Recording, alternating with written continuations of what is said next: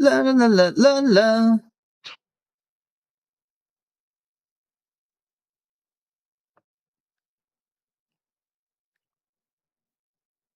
你不是忍我2-3个月是吧？我这2天才把世界杯期间那个熬夜习惯才转过来，就是我这几天才，昨天9场比赛，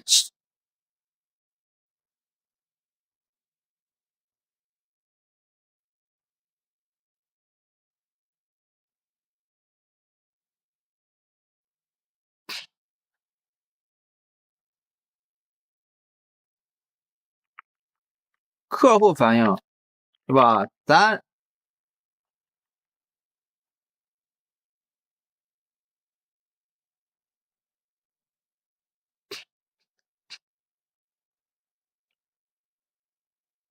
真的为什么我不熬夜呢？知道吧？除了世界杯能让我熬夜，其他比赛都不能让我熬夜的。像平时一般我都不会播超过12点钟的比赛，你知道吧？也就是世界杯啊，能让我啊，虽然世界杯期间比较赚钱的，确实比较赚钱，但说实话，对人的身体损害还是比较大的，知道吧？对身体损害还是挺大的。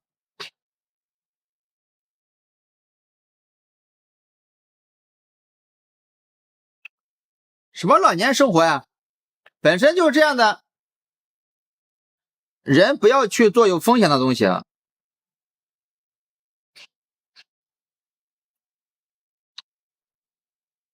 我靠，我知道吧？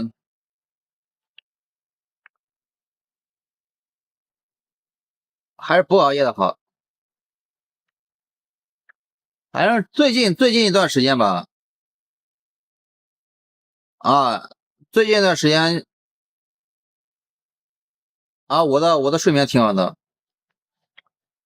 我想早睡，立马就睡着，11点多我都是能睡着，也要睡到早上5-6点。我今天5点钟怼起来，还做一个视频，今天。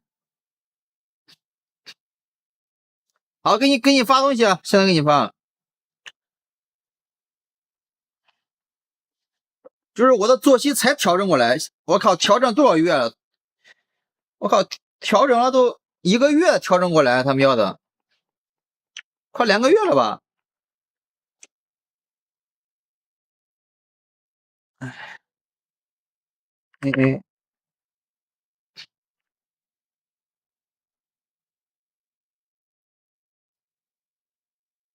哎，我靠，这咋没了呀？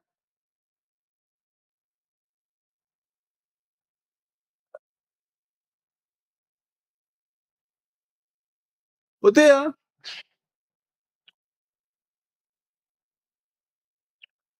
真的，我靠，谁能让我做我不喜欢做的事情？很难的，基本上没有人的。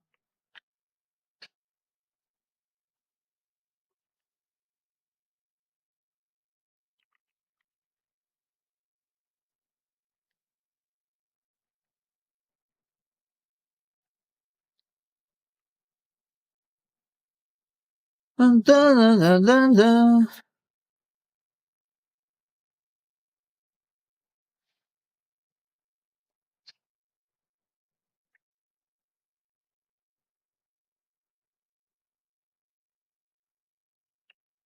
世界那么大。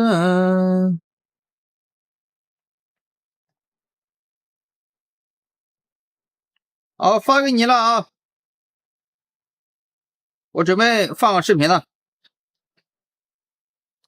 准备放个视频。今天放个芒格的视频了，咱也算学习吧，下午也算学习吧，我觉得，是吧？咱这也算学习啊，我觉得也算是学习啊。一边给大家发东西，一边咱可以学习啊，一边的。虽然没什么用啊，但是我觉得还是有点用的。Above what they would have paid an architect, but not much above, and that's what he was earning. And then they passed the FHA rules, and that was competitive civil service examination. And he was a brilliant man, and so he took the examination and came in first. And they made him chief architect for the FHA in Los Angeles. 我咋搁这调调这些 A huge program during the 30s to revive at least some building. And 缩小点，就这吧。 He wouldn't let the subdivider get by with much. You know, there was a rule as how many electrical outlets there had to be in every bedroom, and he'd make them put in the right number instead of the lesser number. And that was an important job. Builders under depression incentives being what they would naturally be, and a good architect being what he would naturally be. Right. And so the FHA, which was then 放歌听吧，这感觉看着有点别扭啊。 Just the guy, if you're going to build a house, you got to have so many electrical outlets per bedroom. Well, it was useful work my uncle was doing. Yeah. And he was enough of an architect that he could force in a little. 这个排版不好，这个排版呢？ The right number of electrical outlets. But and one of the things he was very interested in was the plaster screed. And most people don't even know what the plaster screed is, even when they live in a building. But if you got plaster that goes down into the ground, you get capillary attraction that sucks a lot of water up into the plaster. It's not desirable. It doesn't always do that, but it sometimes does it. But it's a tiny little incremental cost to stick a little thing on the bottom of the plaster as it comes to the end near the ground. 这个 If you put in that plaster screen, it can't suck that water out of the ground into your plaster. And my uncle made everybody put in a plaster screen. and saved all these houses as a result. Yes. And of course, 我在电视上看吧， example for somebody like me. 这个还是不看的这个， Watch that being 先删了吧。 To put in the 这个其实有点，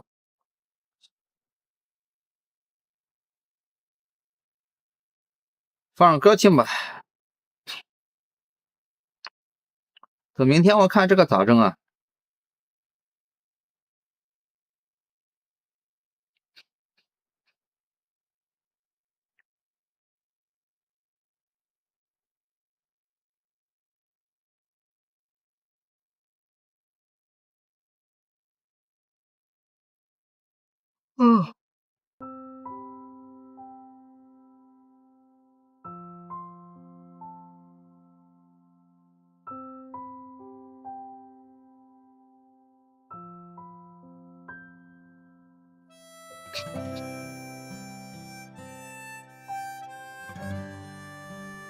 就这吧。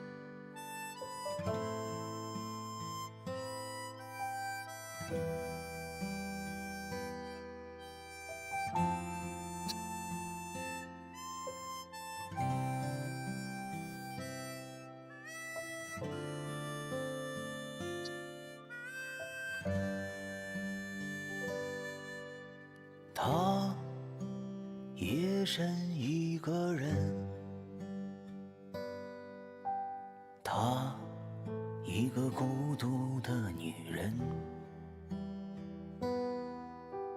她这么多年都是一个人，她陪你经历过最苦青春，她有时也很笨，这个呢？她一个爱哭的女人，人生她也有常人有的虚荣心，她能忍人所不忍，她受尽了伤痕。她说曾经掐断了自己的路，将它当做了全部。啊，明天是不是还有这比赛？我好像想嫁一个好30号后天有迈阿密比赛，明天没有迈阿密比赛。我想有你抱住，那样就不会孤独。他说全心全意的付出，只想做你的小公主。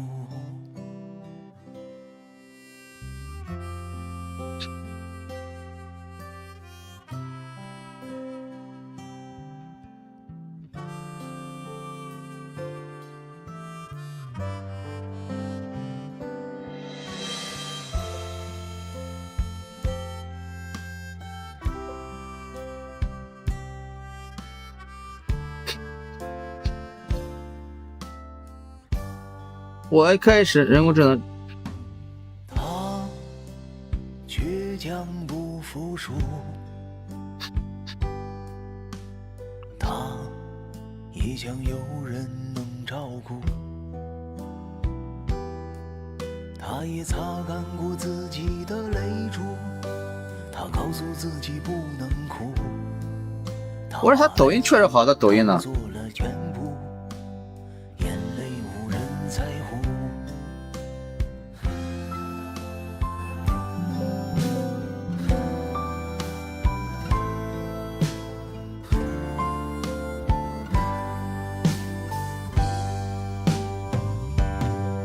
他说曾经掐断了自己的路，将它当做了全部。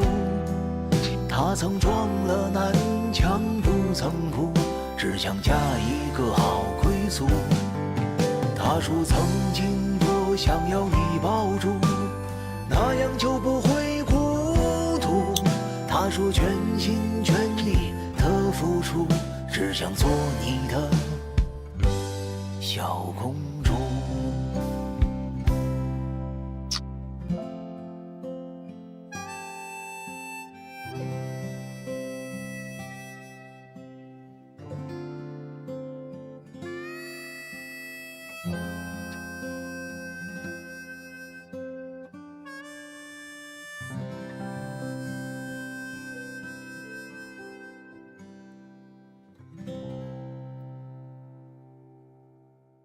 说哪句话呀？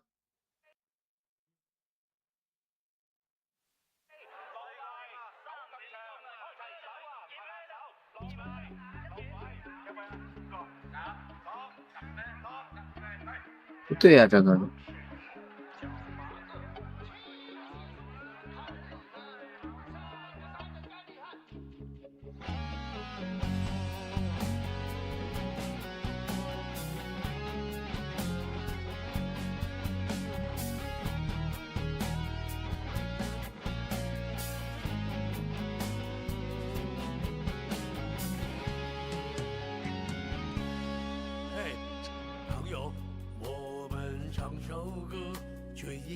年少的时候，轻易说不软弱，今后的日子，你我赚进船头，昂起头向前走。朋友，我们唱首歌，欢迎一下未来某个时刻。是否高处达成就，或是失败者，你是我的朋友，无论贫穷富有。朋友，愿你继续追，不后退，别追悔。这有啥用啊？人生主有是与非，别论错与对。朋友，愿你继续追，不后退，别追悔。生命只有这一回，要尽心而归。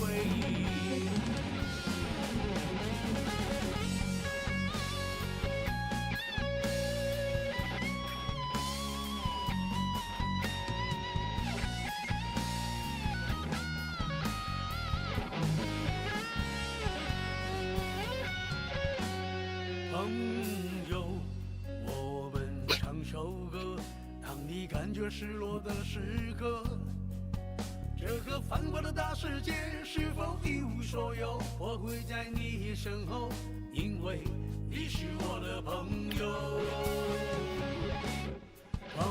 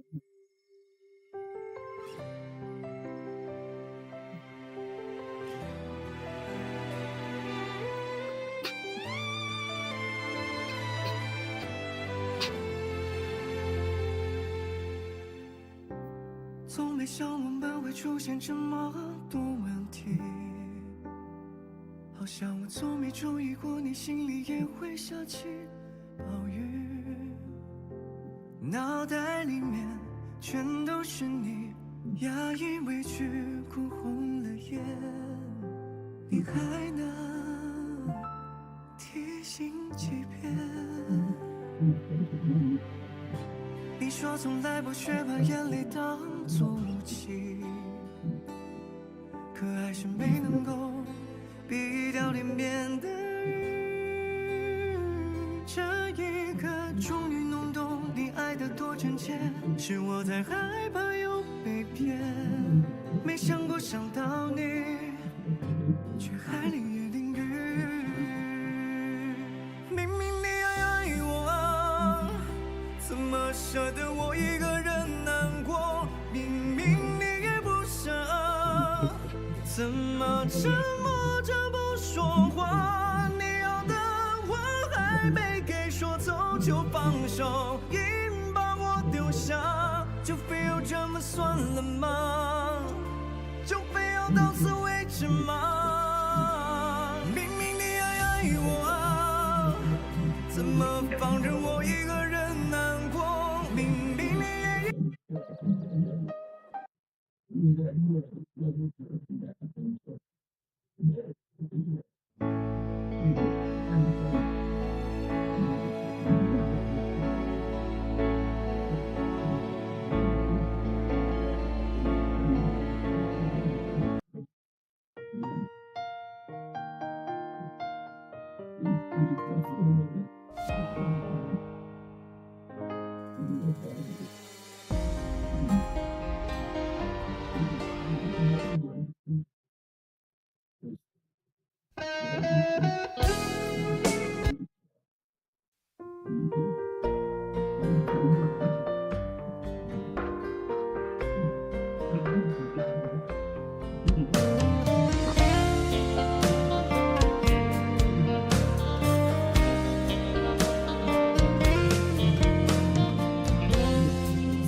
岁月，我才发现世界多不完美，成功或失败都有一些错觉。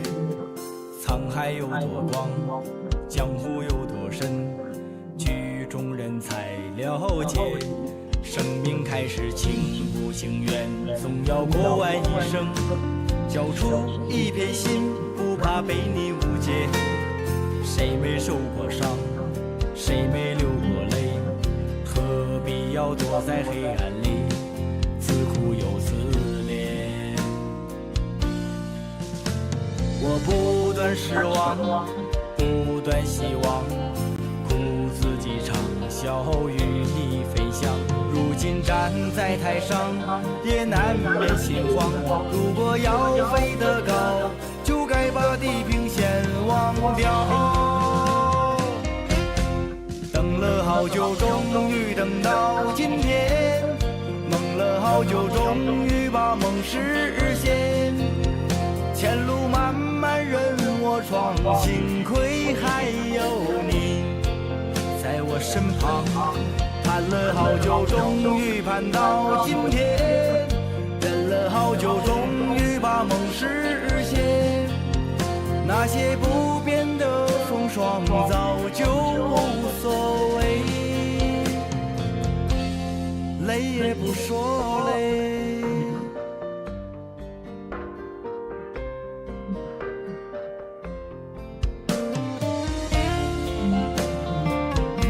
怎么我这边还有这个呢？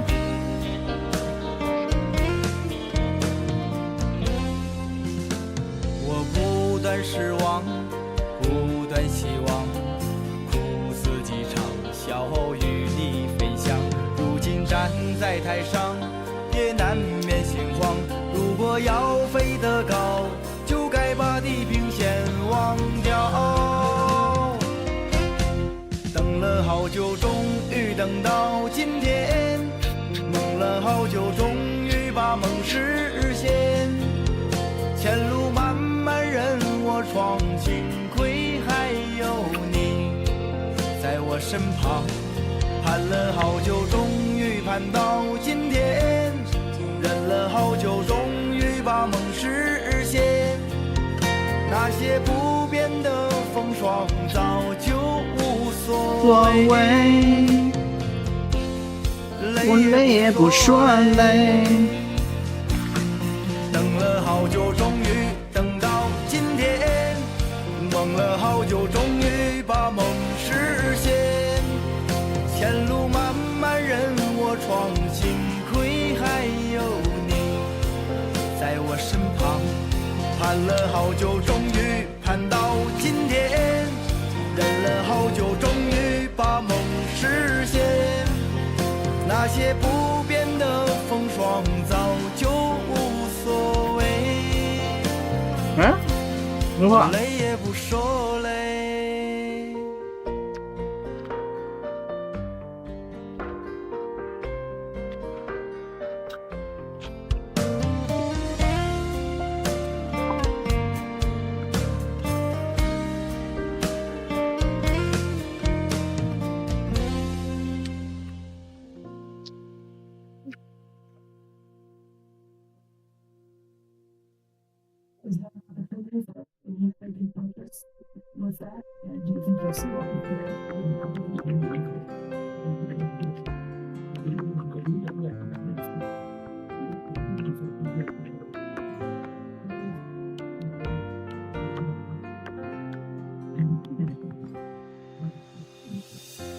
你是我尝过最烈的酒，让我深夜醉到街头，泪一次一次的流。那回忆生了一道一道的锈，都说这世间会平淡一切，是在多久多久以后。梦里忘不掉的人最遗憾，困在回忆里的人最心酸。这份爱曲终人已散，留给我的只剩孤单。梦里忘不掉的人最遗憾，对爱不甘心的人最贪婪。我明白，所有的难堪都是我不肯放过自己，不愿习惯。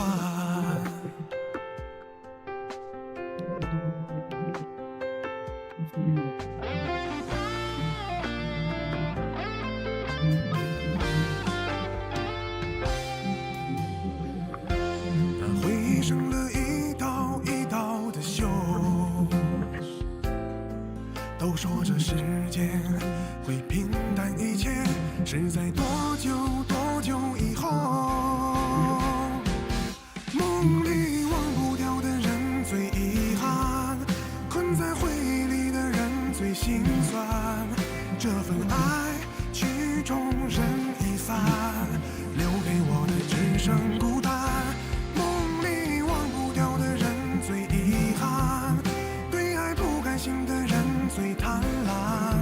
我明白，所有的难堪都是我不肯放过自己，不愿习惯。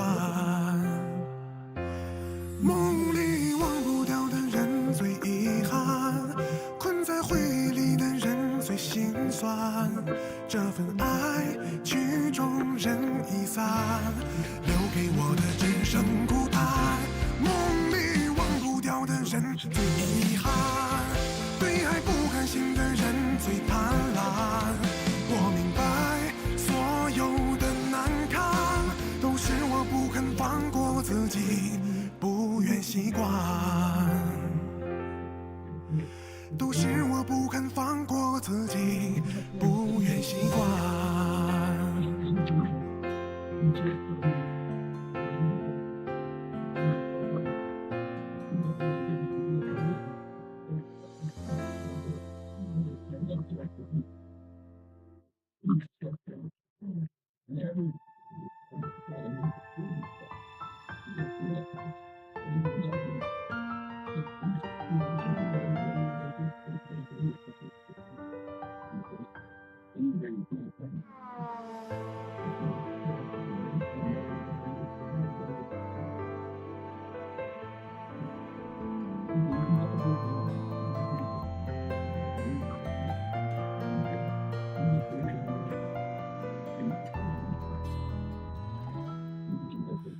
太深，心太真，找半盏未困，或許參透這緣分，連月無聲窺探了我一番，有幸與你多這站。若是夢，若是空，裝置在我胸，我還當出一場夢。裝於好眼睛，每個都不同，命運起落的山丘。一聲春雨難放難，蒼茫似風北方北。和你披風過光，熱血跨千里，一江遠去，能分喜與悲。一問深秋在南方，冷風舉杯遠方北。年少不知受難，狂夢過幾番，與不與難又何憾？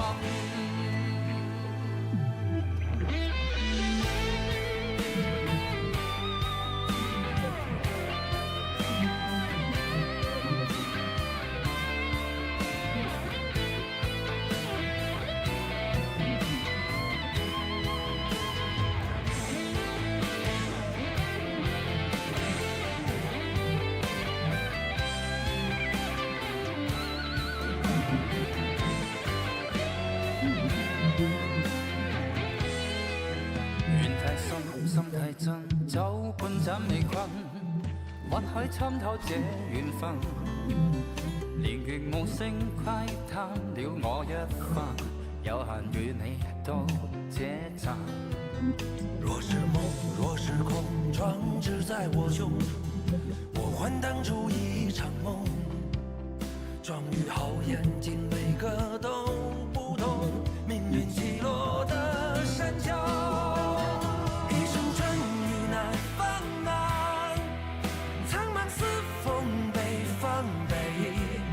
和你披風過光，熱血跨千里，一江遠去，能分喜與悲。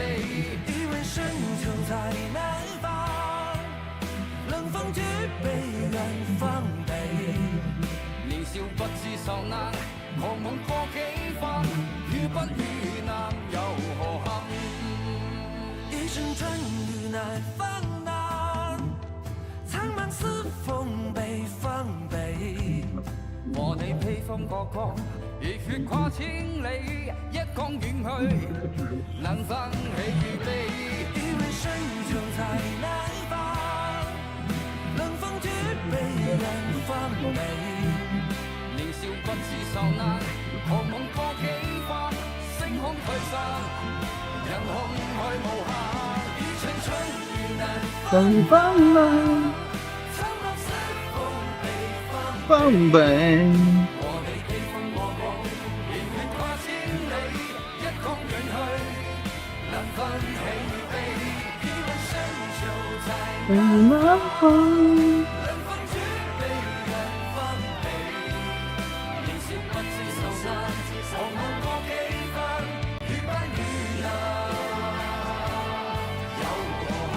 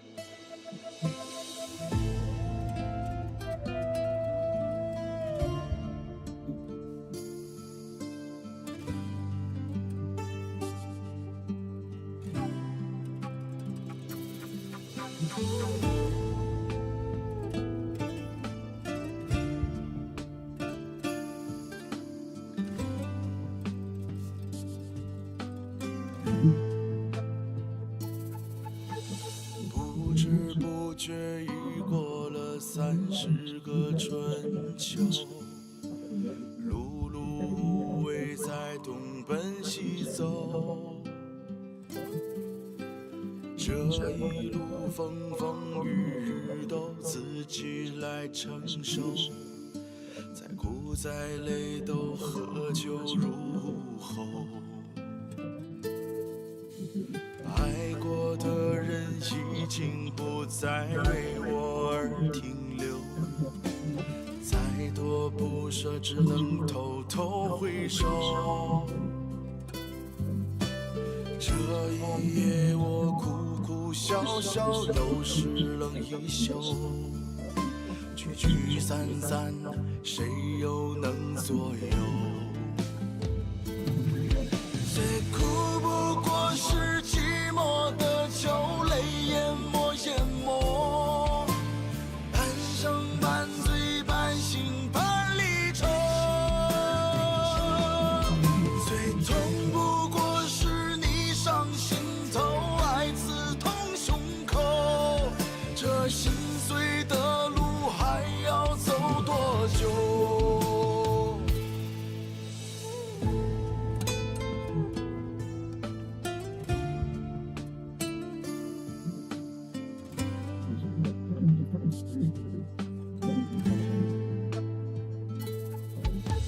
爱过的人已经不再为我而停留，再多不舍只能偷偷回首。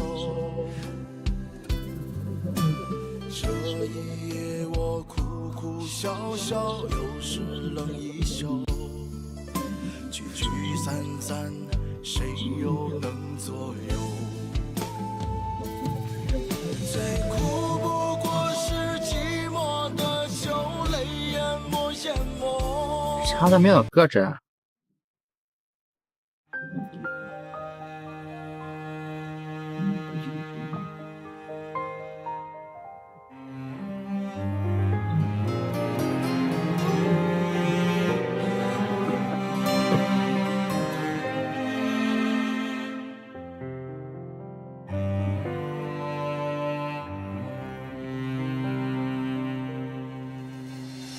你容颜从没更改，浮沉 Really 在 it's a 雾 process 海。 all through all those years, and seeing how well it works. And it starts out as a little legacy. 160 billion of cash. So you're talking about Greg Abel, Ajit Jain, Ted Todd. Or somebody might get it done. 人生情 The main 已是债。 trick that Berkshire shows is the power of what I call the Wooden effect. And Wooden was the most famous basketball coach of the whole era. And you figure out what the hell he really did, which of course somebody like Warren and me, we just automatically do it. He concentrated about 90% of the playing time in 7 players, and everybody else was just a sparring partner for the people. And that turned out a great system for winning at basketball, because you identified your best player and concentrated so much of the playing time on your best player. And more playing grades, better. You learn by playing in a way you will never learn just by shooting practice baskets. And so he concentrated all his playing time on his best players. Simple idea. That's what Berkshire did. Of course, it worked better, and everybody's learned. You've talked about Everybody would know it automatically if it were just a little more obvious. If all of us had to make a living backing people in chess tournaments, where there's very little revenue to pay anybody anything, we'd all recognize we have to get into the top 7 players or something like that, or we have no chance of winning. You know, chess tournaments. yeah. And everybody would be trying to play the Wooden style to get the bet back. But in investment, picking it, people think anybody can learn it, who just goes to Harvard or Columbia or something. And of course, anybody can't learn it. It's like chess or mechanical ability or a lot of other abilities. It's somebody who does it a lot and has a natural aptitude for it, who's the outlier, who gets the big results. And that's what happens in the investment world. Just a few outliers make money.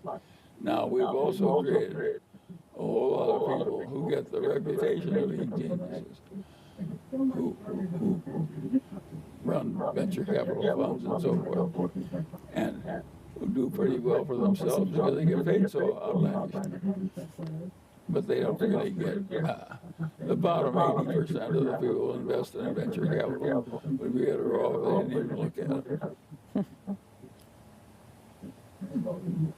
So they're just Those making. people who stumbled onto Sequoia in the right year were different. They got a long, long run when Sequoia didn't try and grow.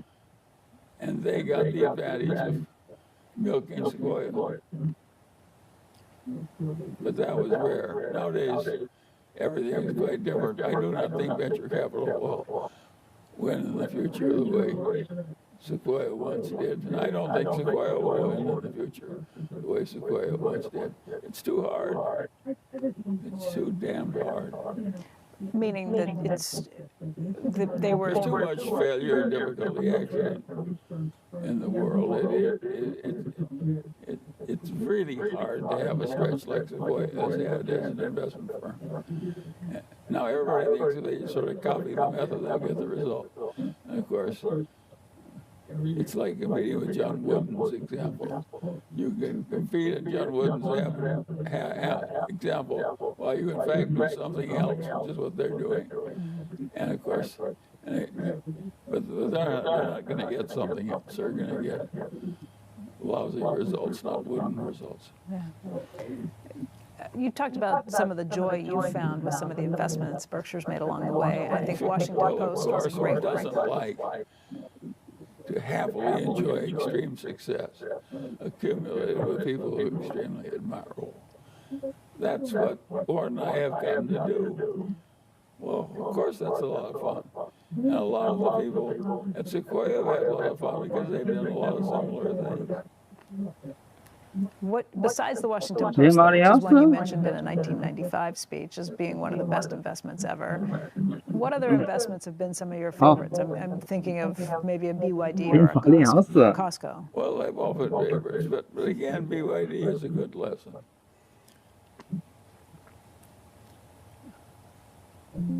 I didn't find BYD. Lilu found BYD.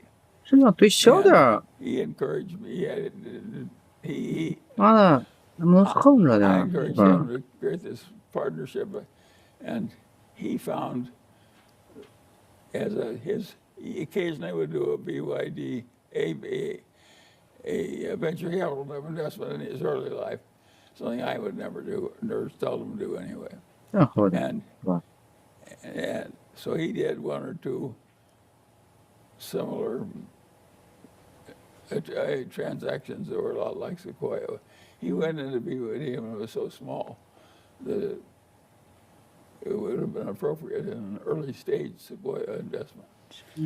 And it was a public company, but it was just so small, it was barely a public company. And he went into it. And this little nothing company, headed by this, we could see that two things about Wan Chuan-Fu. One, he worked 70 hours a week, and the other was he was a genius. And of course, the idea of having somebody who was a genius and had all this mechanical aptitude that Warren and I lacked was interesting, at least to me. And so I was willing to 月亮 take 把里昂 this 死 fiddling 了， money by Munger standards and have some of it invested by Lilu and Liu. But then he came to me and said, Wan Chuan-Fu wants to buy a bankrupt auto plant in China and starting there, go into the auto business. And I said, let us, I said, God, this is horrible news. I said, it's a really dumb idea. Who in the hell's ever succeeded in creating a new auto company? In competition with older companies that are as admirable as Toyota and so forth, and Mercedes. And people who really know a lot about autos and have a big lead. 把 And I said, let's talk him out of it. So we tried to talk Wan Chuan-Fu out of going into it. He paid no attention to us. He charged into it. Well, this year he'll probably sell 2 billion automobiles at huge profits for automobiles. Just mouth-watering, delicious profits. for auto. It's a huge stunt. And Warren and I share not Warren and I, but Lee Lou and I share the distinction of urging him not to do it. Thank God he didn't take you up on it. Well, he did. That's what geniuses do. They don't listen. It's just amazing what he's done. Of course, he's been lucky, but all the great records are partly work, partly talent, and partly luck. That's what you'd expect to win. Well, with this many people in the game of investment, of course the big winners are going to be people who get luck and who get work and talent and luck. And that's what we've had. What was interesting about Berkshire's history is what turned the first $300 million of Berkshire net worth into the first $3 billion of Berkshire net worth. Now, some people have now gone back and checked all their figures, but some people figured it out. But the results we got in turning 300 million into 3 billion really quickly helped us a lot. What was it? Well, it was blue chip, stamps, and See's Candy, and the Buffalo News newspaper, and the early insurance operations under Archie Jane when he came to us. So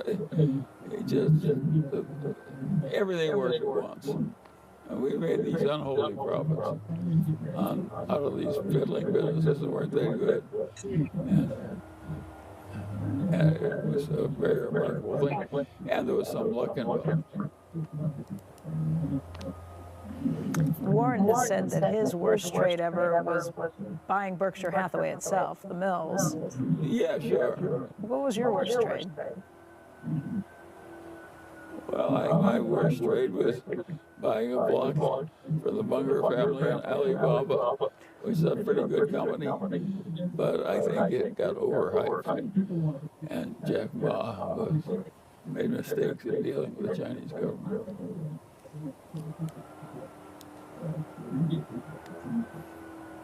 I had some bad, everybody has some bad ones. You have an off day. The greatest tennis player goes out there someday to the center court and has a bad day. It happens. I think people learn more from their mistakes sometimes than Aren't that bad days? Yeah. Yes. Yeah. But they would really is knowing you're going to have a very bad day. Do not live your life in such a fashion that a bad day can kill you. Which means what when it comes to investing? Making sure you don't use leverage? Well, they aim for the fences. It's like a hitter in baseball who tries to hit a home run on every pitch. The great home hitters do not remotely swing at every pitch. What's halfway good? They wait for one that they can really handle.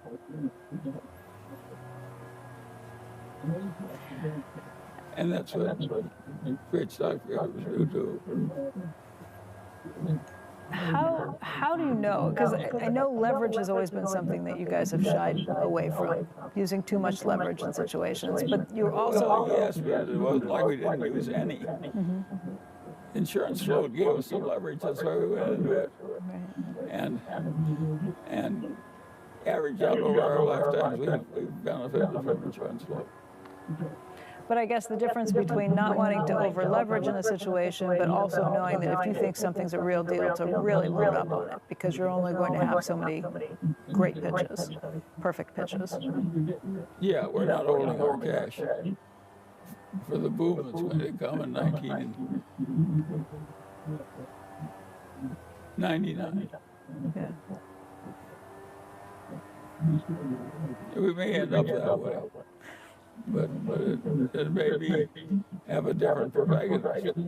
But that may happen, which is fine. I think some of the lessons in life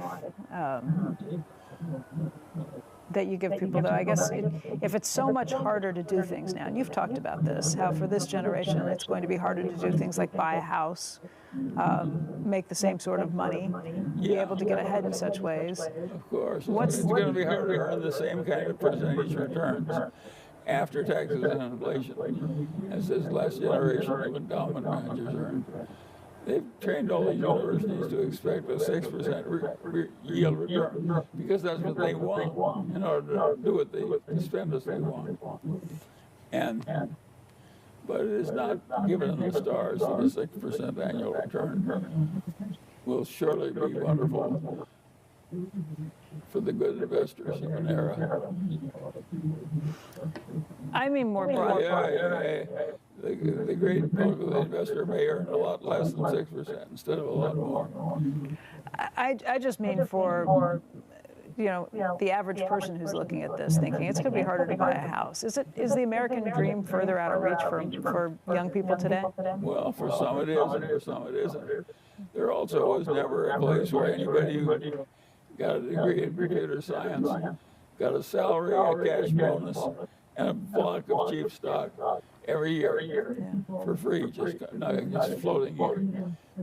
And sometimes in a very good company. And there are more companies like that that are offering benefits like that to people that are just starting out in computer science. So in some sense, it's easier. So for some people, it's easier. There'll always be something in a rich civilization. It's a little better than other people get, as well as a little worse. And all these people prospering today in computer science are in the right place, and they're prospering more. Charlie, let's talk a little bit about bureaucracies, because you have duly noted the problems with bureaucracies, whether it be a big company, whether it be the government. Have I? Right. So how would you fix some of the bloated bureaucracies out there? Let's start with the federal government. That comes in my too hard pile. I can't tell you how to do that. That would be really hard, because you got the problem of A, figuring it out, and B, getting it done.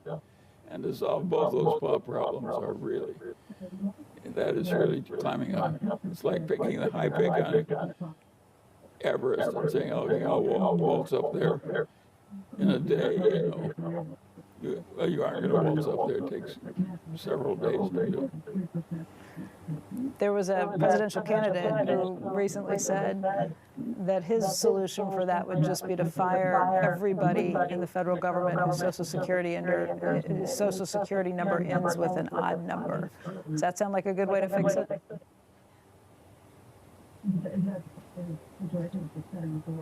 No, it does not.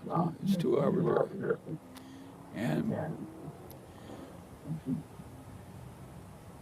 it may be that you need some bigger fix than that. And maybe you're never going to get it, too. It may be that it's just something like old age that we're never going to get rid of.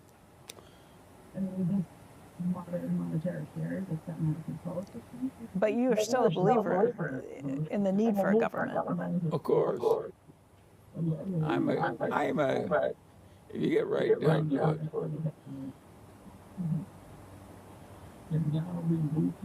what I am is a lover of the progress of civilization. That turns me on. Oddly enough, the man whose name I bear, my father's father, and my father's mother, both thought exactly the same way.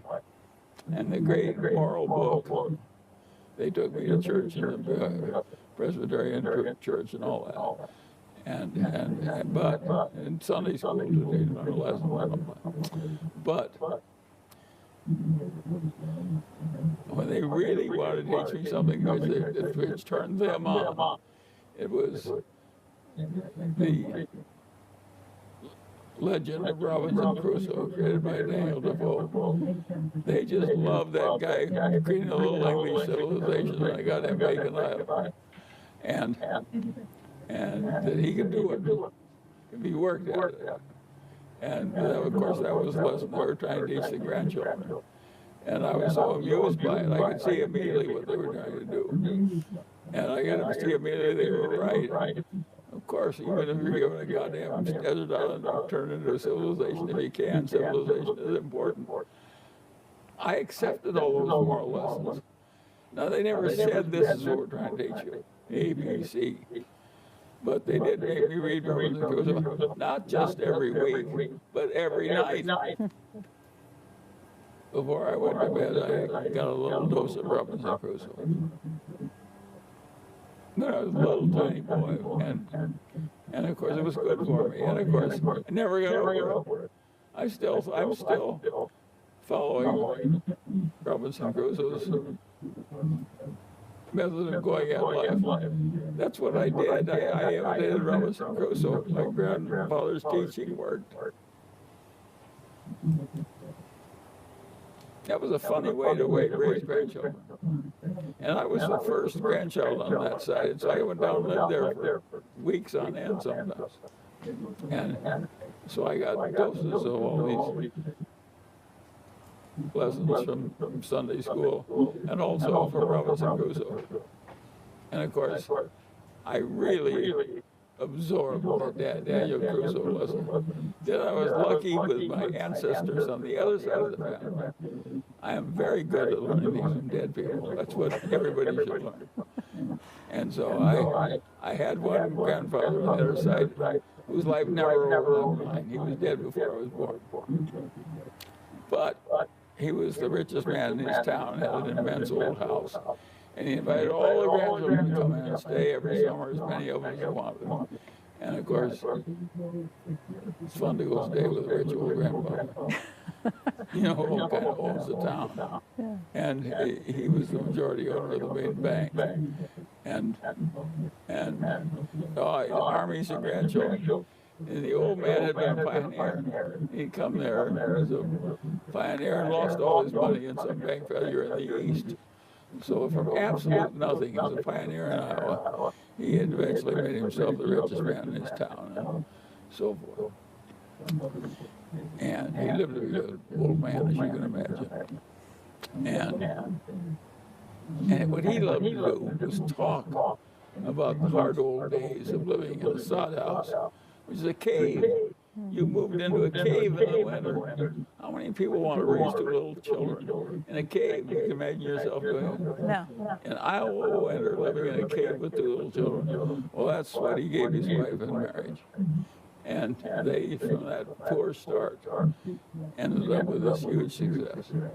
And by the standards of his time and place.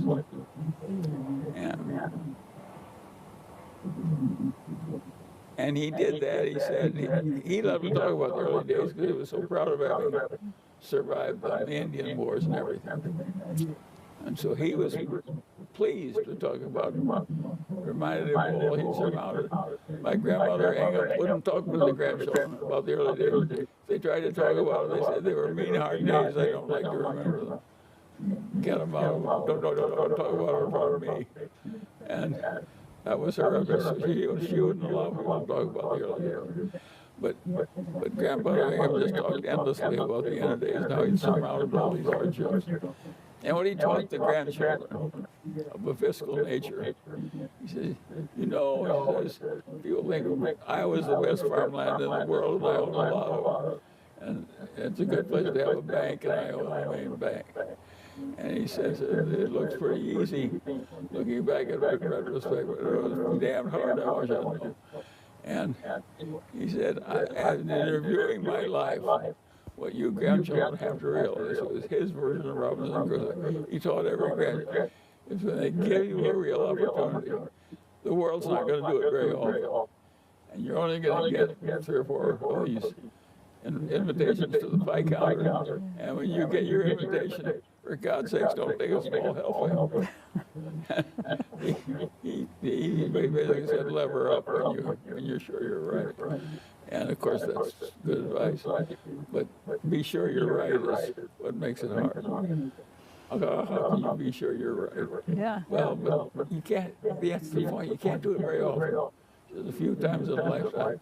Even if you're a Grandpa Ingham or Warren Buffett, you only get a few 5 trips to the pie counter. If you take out of Warren Buffett's life the 10 most important trips to the pie counter. The whole record would look like dung. It would be just worthless. And we knew enough to take a good helping when we were over the trip to the pie counter. Now, we did take way smaller helping than we could have easily handled. Berkshire could easily be worth twice what it is now. And the extra risk we would have taken would have been practically nothing. All we had to do is use a little more leverage that was easily available. In hindsight, you're glad you didn't? Just from the potential risk? It's an interesting example. The reason we didn't is the idea of disappointing a lot of people who had trusted us when we were young. Under a thing that left us, if we lost 3/4 of our money, we were still very rich. Right. That wasn't true of every shareholder. Losing 3/4 of the money would have been a big letdown. So we were very cautious in dealing with our shareholders' money. If Warren and I had owned Berkshire without any shareholders that we knew, we would have made more. We would use more leverage.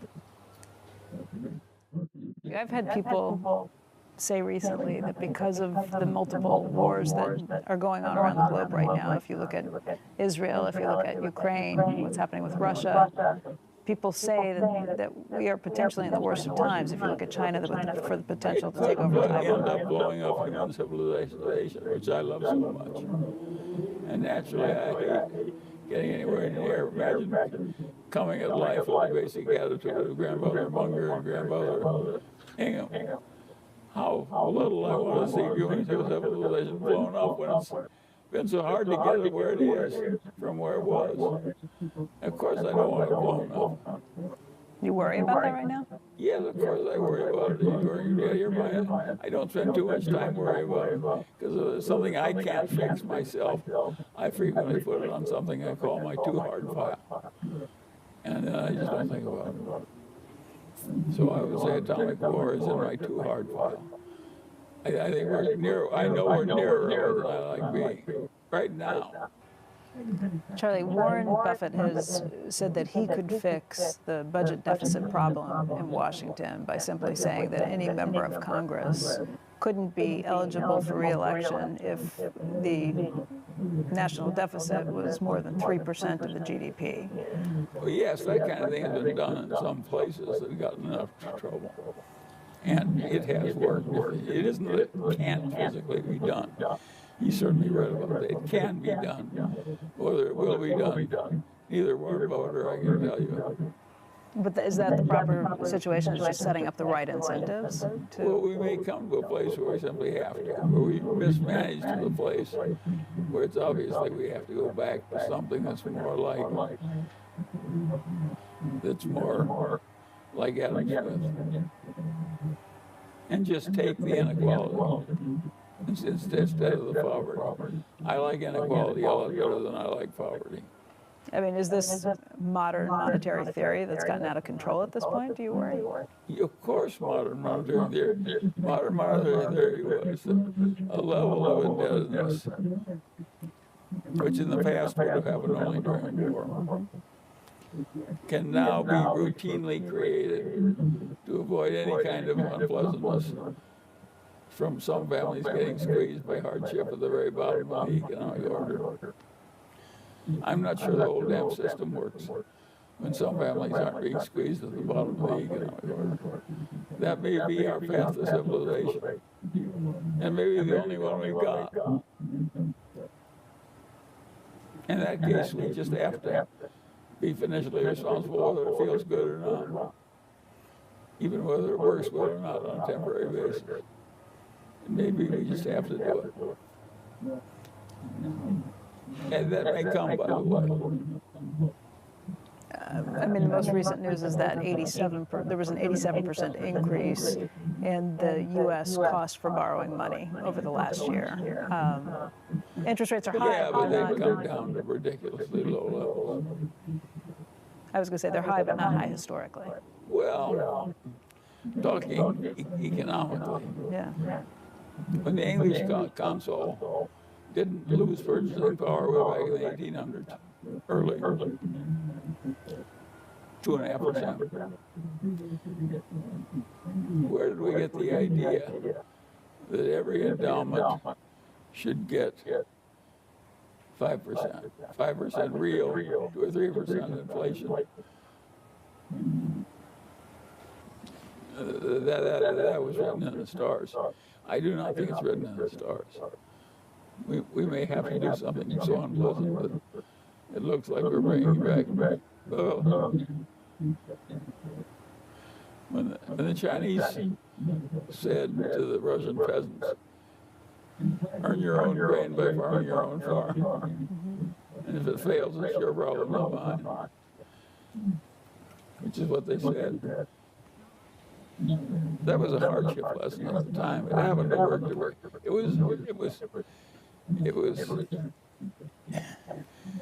It looked like a hardship lesson, but it really was an invitation to plenty. It was say, eat this spinach and it'll really be good for you. It's capitalism, and you've said all along that capitalism is the best system. Well, it works. If I like your little medallion and you like my $7 wheel wristwatch, and we trade them, I may think your little medallion is worth X, and you may think my little wristwatch is worth $7. And we may work out some kind of a trade, but they just go, if yours is worth $1,000 and mine is worth $1,000, we both made $1,000 because that's the way we value them. The voluntary exchange hasn't cost the government anything. The GDP just goes up by $1,000, and I just exchange.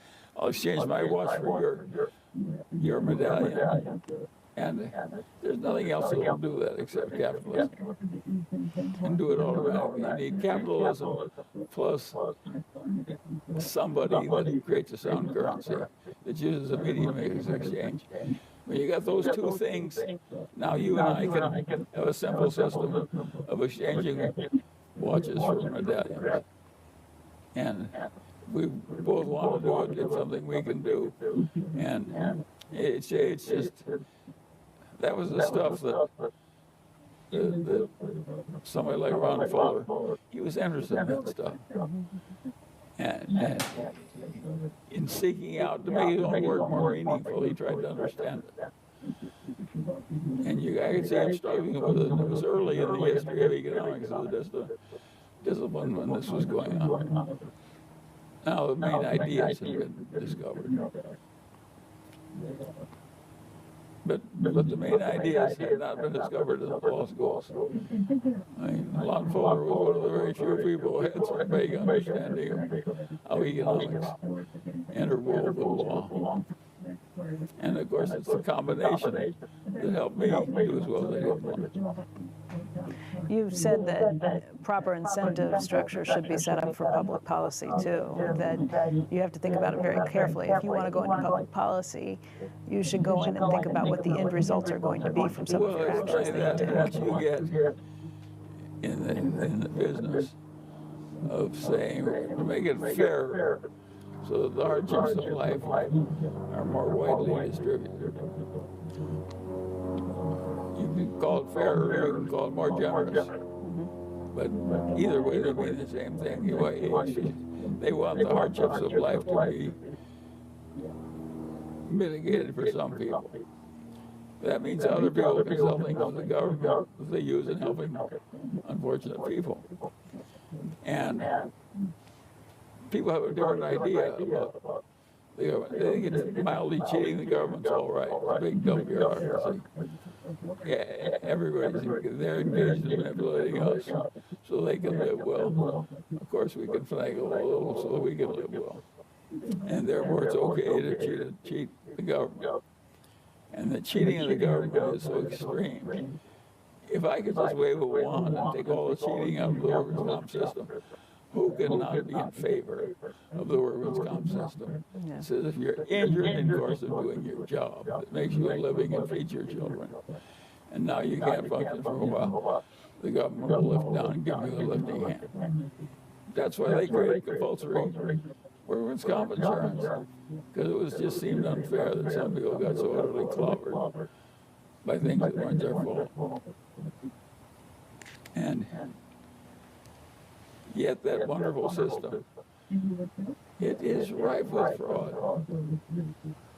They puff their injuries up so they can get time off. They puff their injuries up so they can have extra cash. They puff their injuries up so they can get permanent disability pay. And they have doctors and lawyers that help them do it. I mean, mislead the government in unfair payments. So that in an effort to cure unfairness, we may find that there are whole areas where the way human nature works, we have to endure more hardship and the unfairness that comes with it. The ordinary rich person who talks that way is talking because he wants to hold all his wealth and keep a great and make the disparity between his wealth and the ordinary people get greater and greater. That's his ambition. But it doesn't work that he gets what he wants. The ordinary outcome of the well-to-do families is they go back to the mean. If you look at somebody as rich as the Rockefellers, and that was really rich by the standards of ordinary human beings, even the Rockefellers will eventually go back to the mean. Pretty close anyway. It just happens. There's a lot of misfortune out there, that, both fiscal and other kinds, and it takes you down one after another. Henry Ford and John D. Rockefeller were the richest people in the world when you were born in 1924. Today it's Elon Musk. Is it just new people who come through the system? I don't regard Elon Musk as truly that rich, because I don't think it's sure that everything he's working on can work. I think he can get his ass handled to him and all this. I would not invest in Elon Musk all of myself. But you've been impressed by what he's built. Yes, well, who cannot? Again, that's another lesson. What is the lesson of Elon Musk? The Musk is, it's always an outlet. Somebody who has a terribly ridiculous amount of money, it almost always has an element of luck in it. He's been quite lucky in what he's picked to double down. And then he's used leverage so much that he's doubled down right to the edge of extinction, maybe 2 or 3 times. How many people can go to the edge of extinction without stepping into it? Oh, he's done it 3 times. Maybe he's got 6 more in him. I don't know. I put Elon Musk in a file. I never bet against him, and I never bet with him. As far as I'm concerned, he doesn't exist. My life works better if I treat the world as though he didn't exist.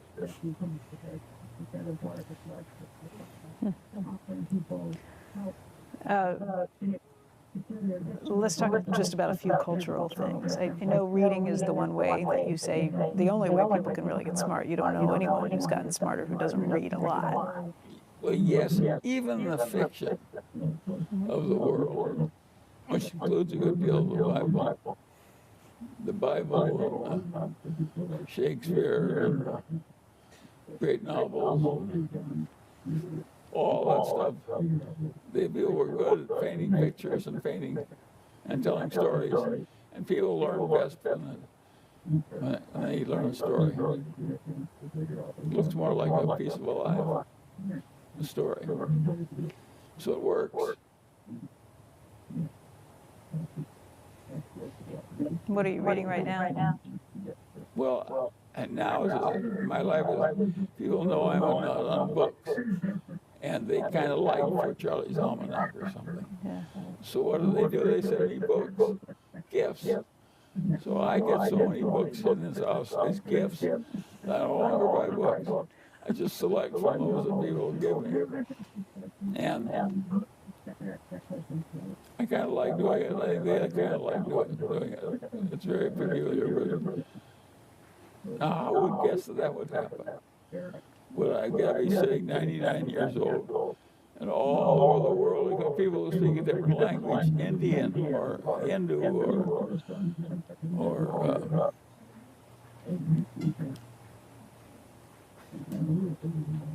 totally different language, Chinese.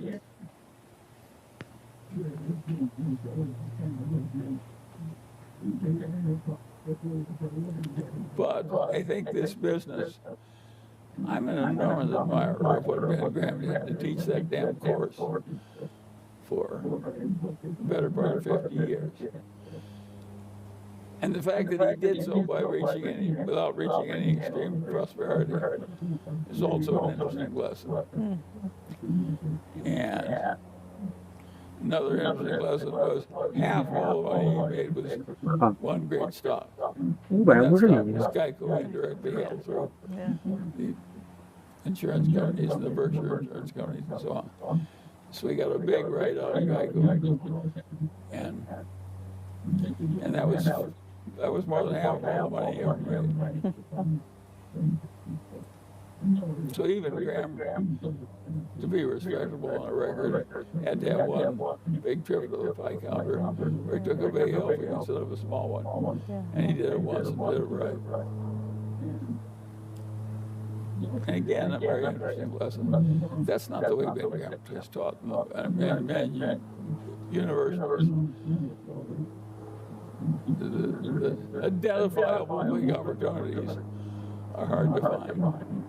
They may be there, but they're not identifiable. It's like I don't have the mechanical ability to do what Dr. Davis did. I just don't have it. It's not there for me. You don't have it, it's not there for you. You have to get it. Or get a substitute. You have to get well at something you're good at. I think I heard that you've been binge watching Seinfeld. Is that right? Well, I've finally gotten so I've seen so many of the reruns twice that I don't want to see them a third time. But I do like a bunch of self-centered people making wrong decisions. It appeals to it is ridiculous. It's utterly ridiculous. These people go out of their way to get insane worries and so on. And they solve some of their problems with humor. Yeah. It's a show about nothing, though. Yes, but it's not really about nothing. It's about the humor of life being used to make life endurable by kidding one another, which is what they're doing, because they're really kidding the audience. They are amusing us all. In thinking about age, a lot of companies are getting rid of mandatory retirement ages. Boards are getting rid of a lot of those mandatory retirements. But there are questions right now about whether Joe Biden or Donald Trump are too old to be president at 81 and 77 years old. Well, it may be true that everyone in America is too old to be president. It may be just too hard a job, the way things have worked out. Maybe this is like my cousin's meningitis. Maybe it's just a hand too tough to play. Maybe you're not going to be allowed to play it out. We don't know. You mean the age factor, or no? I'm talking about the atomic warfare. The atomic warfare, just the idea of being president at all. Yeah. If you've got a big ruin of smoking country, it's not much fun being president. So that is something that really, you can say you set it aside, and it's not worth worrying about, but... I don't know how much time on it because I can't fix it. Right. It goes into my too hard file. Even if I had all the power, I couldn't fix it. If you gave me the power to write all the laws of the world, I would sit down, even if it happened today, and try and help you write those laws. I would think it was the most important thing that mankind could possibly do, because there's a lot of laws that are stupid and cause bad results. And if you know what they are, or you just eliminate the ones you didn't like and put in the ones that would help. And I think somebody like Warren, who naturally thinks the way I do on this issue, he'd be quite happy making laws for the whole United States. And you would too? Yeah. I feel it was my duty to try to.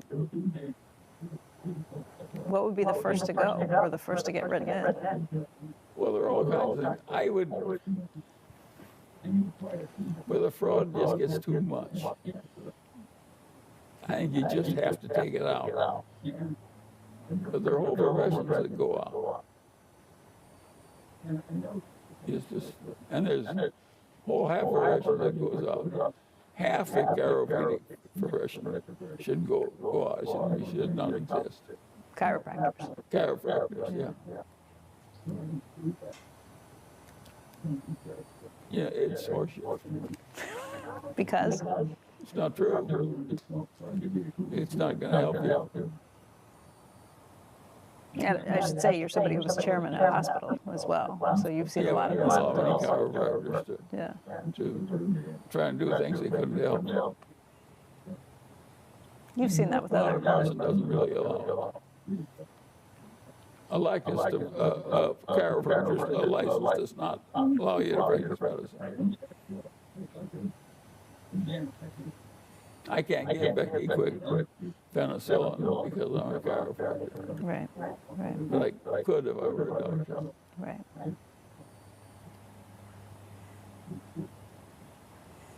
And What else would you take on? well, I think taking the fraud out is also important. How can a whole lot of fraud be a good thing? Yeah. And almost everybody has known that. And the early legislators made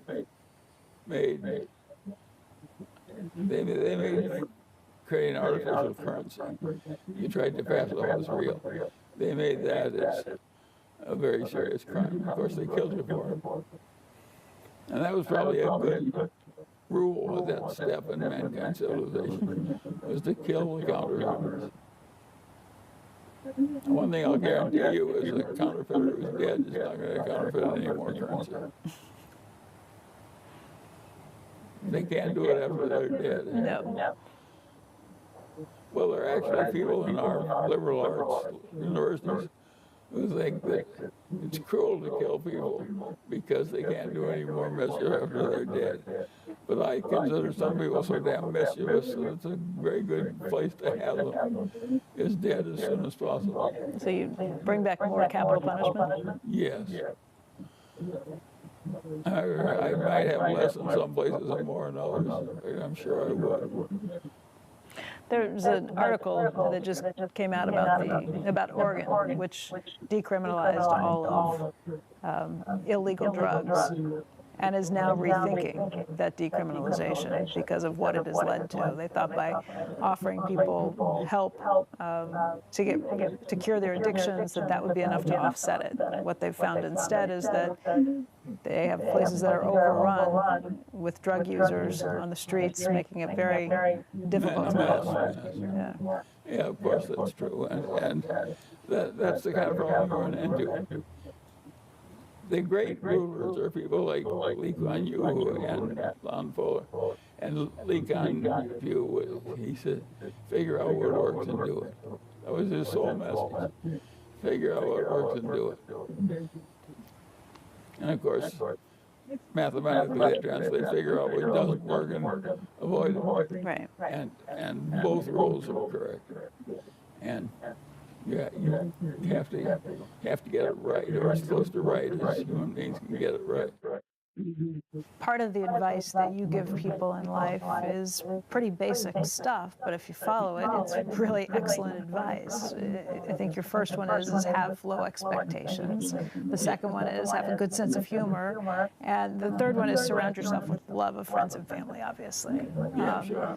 I have a hard time thinking of a time when you set your expectations low, though. Yeah, well, I did. How so? Well, let me give you an example. Perfect. here I am, little boy growing up in Omaha, and my father, one of my father's best friends, living 2 blocks away, and he has 2 sons, and I'm right in the middle of the age of his 2 sons. And I'm a little older than one and a little younger than the other. And Eddie Jervis Jr. is sort of a mechanical genius. He can take anything apart quickly and put it right together and perfectly.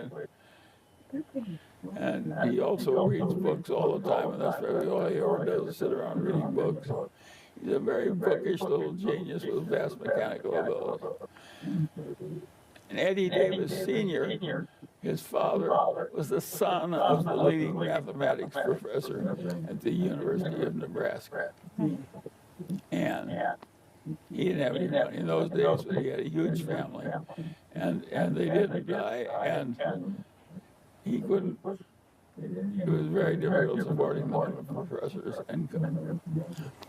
And he went to all kinds of strategies.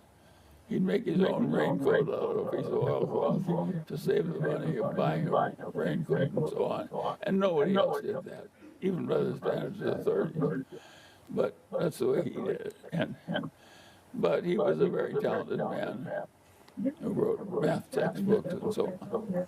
And Dr. Davis had enormous mechanical ability, as well as enormous mental ability, and being physically dexterous. He could do anything. He saw things in 3 dimensions. And it was quite obvious that anything required mechanical ability, I would not be as good as the 2 Davises. You know, I just no amount of effort or work was ever going to do it to make me into a fly caster like Dr. Davis was or anything else. He didn't have that kind of ability. And so I decided to stay the hell out of businesses where I would compete with people like Eddie Davis Jr. and Eddie Davis Sr. in their strong suit. Knowing your competencies. Knowing your circle of competency, right? And that kept me away from those businesses, totally. But part of your advice in life, I think, is to understand that change comes with life and adapt to it. And it's something I think about a lot in my own struggles with life. I could have done a lot better if I'd been a little smarter, a little quicker. What are you talking about? You've had success in everything you've done in life. What would you like to do differently? I might have had multiple trillions instead of multiple billions. Do you sit around thinking about this? What would you have Yes, done I do differently? yes, I think a lot about what I nearly missed by being just not quite smart enough or hardworking enough. What would you have changed if you could go back and look at the last 100 years? Of course, it would be a cinch to go back and do it, knowing what was going to happen now. I would be the richest man on earth. Well, what did you miss? What was there? Something where you zigged, where you could have started earlier, for one thing, and I would have compounded longer, and I would have compounded better. So saved And even of course, I more. would have ended up richer. I was going to live to be 100 years old. And I constantly am aware of the facts that I basically screwed up. Given the hand I dealt, I could have done a lot better. Quite easily done a lot better. But you are not somebody who spends a lot of money on yourself. We are living, we're sitting here in a beautiful house, but this is a house that you lived in for 70 years. I know. You could have moved and spent His more. house for about 60 years. Yeah. We're similar. But you see, we're both smart enough to have watched our friends who got rich build these really fancy houses. And I would say, in practically every case, they make the person less happy, not happier. How so? Having a basic house really helps you. Having a really fancy house that's good for entertaining 100 people at once is a very expensive thing to do, and doesn't do you that much good. I think one of the things you've said along the years, at least this is what I've been told, is that it's not staying rich that's difficult, it's staying sane. Yeah, of course. What happens? Well, most people go a little crazy in some way or another.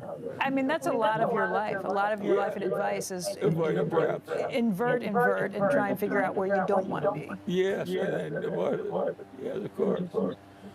That's what everybody's life is, in a sense.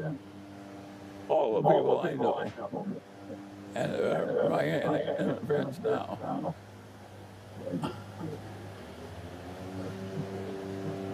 they never would become alcoholics. It was too dangerous. They just don't. They don't get near it. It takes that many fine people into deep trouble. Yeah. I knew quite a people having lived so long and have scattered around through different activities. And I bumped into a lot of different people. And I noticed as I got older and older that all the people that had very early heart trouble, the males that had very early heart trouble, had one thing in common. They all smoked a lot of cigarettes. Oh. So I could see that coming fairly early. And it's rather interesting. I tried to learn to smoke so I could be a cool kid like the other kids in high school. I tried to ruin my life, but it nauseated me. And so I said, the hell with this. People have lured me into a goddamn thing, gonna get nauseated learning to do it. And I said, I'm not interested enough in going through a lot of nausea that I want to smoke, so I just didn't smoke. Now, you did drink from time to time, right? Yeah, sure, but I didn't. Again, I was, and I even drank the exit a few times, but I was always, there were enough alcoholics and near alcoholics in my own family to make me worry about liquor. Yeah. And so I was always very cautious about drinking liquor. Now, I did occasionally get drunk and throw up. That gave me the nausea, which enabled me to give up liquor. Do you still drink? I mean, living to 100, everybody wants to know what's the secret. What is the secret for you? What did you conscientiously I don't know the go? secret. Yeah. I avoided the standard ways of failing because my game in life was always to avoid all standard ways of failing. You teach me the wrong way to play poker and I will avoid it. You teach me the wrong way to do something else, I will avoid it. And of course I've avoided a lot because I'm so cautious. But you do things you like you'll eat peanut brittle or Yes, constant. doesn't matter that much. Okay. I drink Diet Coke. Yeah. I'm sure Diet Coke shortens my life a little. But I don't give a damn if the last week of lying there unconscious goes away. It's only the good part of life I want anyway. You know, there are all of these billionaires now, Silicon Valley types, who are trying to do anything they can to extend life, like crazy things. They find they've got a family full of Parkinson's. And of course I watched my mother and my sister die of Parkinson's disease. And so I'm familiar with that one. Yeah. That's a very unpleasant thing. I do not like the last month of Parkinson's disease. I've seen it up close. Yeah. It's no fun for the people in it. It's no fun for the people around them. It's no fun at all. And Diet Coke may be helping me skip it. Who knows? It's helping me skip the last month, not the first month. There are some new ways that people think that they can extend life, though. And one of the crazier things I've heard is this idea of doing a blood transfusion with younger people so you get younger blood. I mean, there's like some Silicon Valley types. Well, that was crazy. You got to remember that the practice of medicine in my boyhood was a charlatan's profession. People learned to make a living at it, and they gradually learned a few things they could do to help the patients. But basically, they did a lot of nonsensical things. If other people want to know what the best way to live is, you would just tell them, avoid the crazy things, avoid the things that take you down. Yes.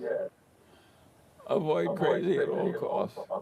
Crazy is way more common than you think. It's easy to slip into crazy. Just avoid it, avoid it, avoid it. Of course. I think another thing you've said is whatever you are, wealth and age will make you more so. Yeah, sure. You've given away a lot of your money. Yeah, but not like Warren. More than half of the Munger money has already been passed to the descendants. So I've made exactly the opposite. It was a smaller amount of money, but I made exactly the opposite decision for the majority of our money. The majority of his money he gave away. And now he didn't exactly give it away. It goes to Buffett Foundation to go on for another 100 years. That's not exactly giving it. It's not exactly like wasting. It's having some